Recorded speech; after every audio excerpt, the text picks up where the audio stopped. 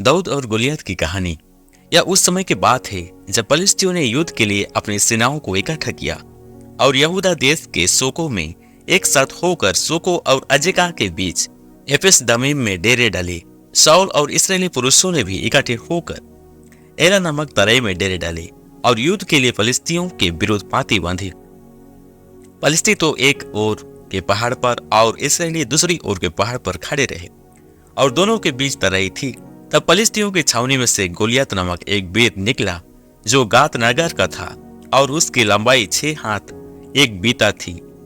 उसके सिर पर पीतल का टोप था और वह एक पत्थर का झिलम पहने हुए था जिसका तौल 5000 सेकेल पीतल का था। उसकी टांगों पर पीतल के कवच थे और उसके कांधों के बीच बर्छी बांधी थी। उसके भाले की छाड़ जुलाहे की डोंगी के समान थी और उस भाले का फल 600 सेकेल लोहे का था और बड़ी ढाल लिए हुए एक जन उसके आगे आगे चलता था। वह खड़ा होकर इस्राएली पातियों को ललकार के बोला, तुमने यहाँ आकर लड़ाई के लिए क्यों पाती बांधे हो? क्या मैं फलिस्तीन नहीं हूँ और तुम शाऊल के अधीन नहीं हो? अपने में से एक पुरुष को चुन लो कि वह मेरे पास उतार आए। यदि वह मुझसे लड़कर मुझे मार सके तब तो हम तुम्हारे अधीन हो जाएंगे, परंतु यदि मैं उस पर प्रबल होकर मारूं तो तुमको हमारे अधीन होकर हमारी सेवा करनी पड़ेगी।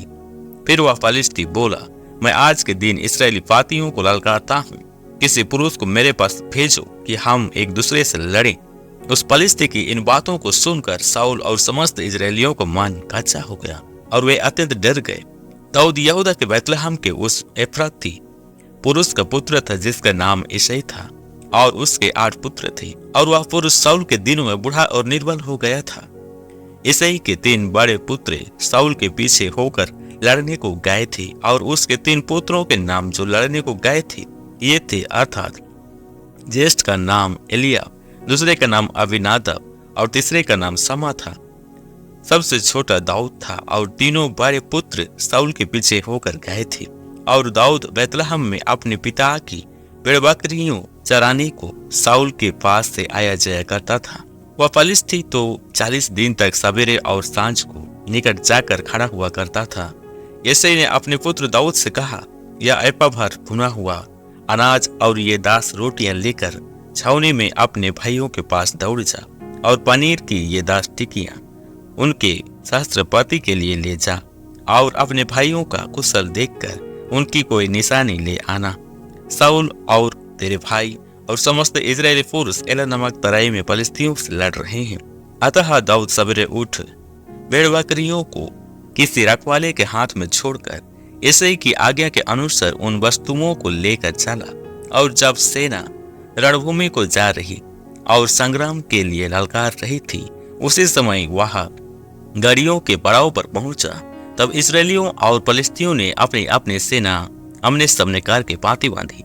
दाऊद अपनी सामग्री सामान के रखवाले के हाथ में छोड़कर रणभूमि को दौड़ा और अपने भाइयों के पास जाकर उनका कुशल क्षेम पूछा। वह उनके साथ बातें कर ही रहा था कि फलिस्तियों की पातियों में से एक वीर अर्थात गातवासी गोलियत नामक वह फलिस्ती योद्धा चढ़ आया और पहले की सी बातें कहने लगा और दाऊद ने उन्हें सुना। उस पुरुष को देखकर सब इस्राएली अत्यंत भय खाकर उसके सामने से भागे। फिर इस्राएल पुरुष कहने लगे, क्या तुमने उस पुरुष को देखा है जो चढ़ा आ रहा है? निश्चय वह इस्राएलियों को ललकारने को चढ़ा आता है और जो कोई उसे मार डालेगा उसको राजा बहुत धन देगा और अपनी बेटी का विवाह उससे कर देगा और उसके पिता के घराने को इस्राएल में स्वतंत्र कर देगा। तब दाऊद ने उन पुरुषों से जो उसके आसपास खड़े थे पूछा, जो उस फलिस्ती को मार के इस्राएलियों की नामधरे दूर करेगा उसके लिए क्या किया जाएगा? वह खतरा रहित फलिस्ती क्या है कि जीवित परमेश्वर की सेना को ललकारे? तब लोगों ने उससे वही बातें कही, अर्थात यह कि जो कोई उसे मारेगा उससे ऐसा किया जाएगा। जब दाऊद उन मनुष्यों से बातें कर रहा था तब उसका बड़ा भाई एलियाब सुन रहा था और एलियाब दाऊद से बहुत क्रोधित होकर कहने लगा, तू यहाँ क्यों आया है और जंगल में उन थोड़े से भेड़ बकरियों को तू किसके पास छोड़ आया है? तेरा अभिमान और तेरे मन की बुराई मुझे मालूम है। तू तो लड़ाई देखने के लिए यहाँ आया है। दाऊद ने कहा, अब मैंने क्या किया है? वह तो मेरी बात थी। तब उसने उसके पास से मुंह फेर के दूसरे के सम्मुख होकर वैसी ही बातें कही और लोगों ने उससे पहले के समान उत्तर दिया। जब दाऊद की बातों की चर्चा हुई तब शाऊल को भी सुनाई गई और उसने उससे बुलवा भेजा। तब दाऊद ने शाऊल से कहा, किसी मनुष्य का मान उसके कारण कच्चा ना हो, तेरा दास जाकर उस पलिश्ती से लड़ेगा। शाऊल ने दाऊद से कहा, तू जाकर उस पलिश्ती के विरुद्ध युद्ध नहीं कर सकता, क्योंकि तू तो लड़का ही है और वह लड़कपन ही से योद्धा है। दाऊद ने शाऊल से कहा, तेरा दास अपने पिता की भेड़ बकरियां चराता था और जब कोई सिंह या भालू झुंड में से मेमना उठा ले जाता तब मैं उसका पीछा करके उसे मारता और मेमने को उसके मुंह से छुड़ा लेता, और जब वह मुझ पर हमला करता तब मैं उसके केस को पकड़कर उसे मार डालता था। तेरे दास ने सिंह और भालू दोनों को मारा है और वह खतना रहित पलिश्ती उसके समान हो जाएगा, क्योंकि उसने जीवित परमेश्वर की सेना को ललकारा है। फिर दाऊद ने कहा, यहोवा जिसने मुझे सिंह और भालू दोनों के पंजे से बचाया है, वह मुझे उस पलिश्ती के हाथ से भी बचाएगा। शाऊल ने दाऊद से कहा, जा, यहोवा तेरे साथ रहे। तब शाऊल ने अपने वस्त्र दाऊद को पहनाए और पीतल का टोप उसके सिर पर रख दिया और चिलम उसको पहनाया। तब दाऊद ने उसकी तलवार वस्त्र के ऊपर कसी और चलने का यत्न किया। उसने तो उनको ना परखा था, इसलिए दाऊद ने शाऊल से कहा, इन्हें पहने हुए मुझसे चला नहीं जाता, क्योंकि मैंने इन्हें नहीं परखा है। और दाऊद ने उन्हें उतार दिया। तब उसने अपनी लाठी हाथ में ली और नाले में से 5 चिकने पत्थर छांटकर अपनी चरवाही की थैली अर्थात अपने झोले में रखे और अपना गोफन हाथ में लेकर पलिश्ती के निकट गया। पलिश्ती चलते चलते दाऊद के निकट पहुंचने लगा और जो जान उसकी बड़ी ढाल लिए था वह उसके आगे आगे चला। जब पलिश्ती ने दृष्टि करके दाऊद को देखा तब उससे तुझ जाना, क्योंकि वह लड़का ही था और उसके मुख पर लाली झलकती थी और वह सुंदर था। तब पलिश्ती ने दाऊद से कहा, क्या मैं कुत्ता हूं कि तू लाठी लेकर मेरे पास आता है? तब पलिश्ती अपने देवताओं के नाम लेकर दाऊद को कोसने लगा। फिर पलिश्ती ने दाऊद से कहा, मेरे पास आ, मैं तेरा मांस आकाश के पक्षियों और वन पशुओं को दे दूंगा।